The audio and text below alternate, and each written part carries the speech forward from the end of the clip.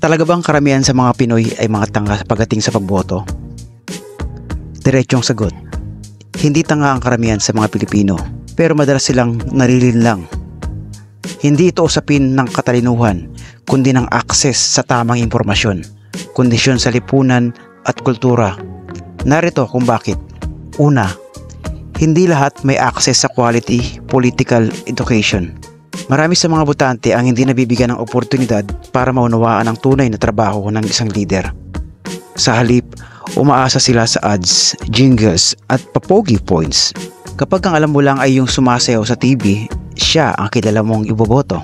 Pangalawa, gutom at kahirapan ang nagpapalambot sa prinsipyo. Sa isang taong walang makain, ang 1 kilong bigas kapalit ng boto ay minsan hindi nasuhol. Ito'y survival.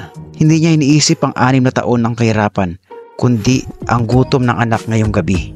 Pangatlo, emosyonal ang boto, hindi rasyonal. Mas madalas ang binoboto ay yung mabait, matulungin o nakakatuwa, kahit walang konkretong plano. At least siya tumutulong, di tulad ng iba. Pero tumulong lang minsan, leader na agad.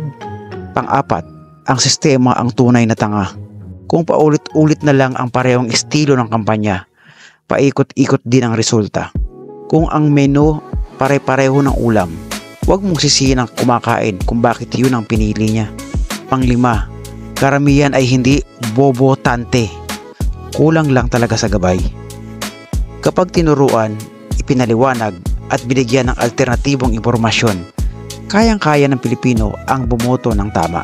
Konklusyon, ang Pilipino ay hindi tanga, pero minsan ay hindi nabibigyan ng tamang pagkakataon para maging wais. At kung gusto nating umangat bilang bayan, ang solusyon ay hindi pagtawanan o husgahan sila, kundi turuan at samahan sila. Ano pa sa palagay mo ang mga dahilan? Totoo ba talagang karamihan sa mga Pinoy ay tanga?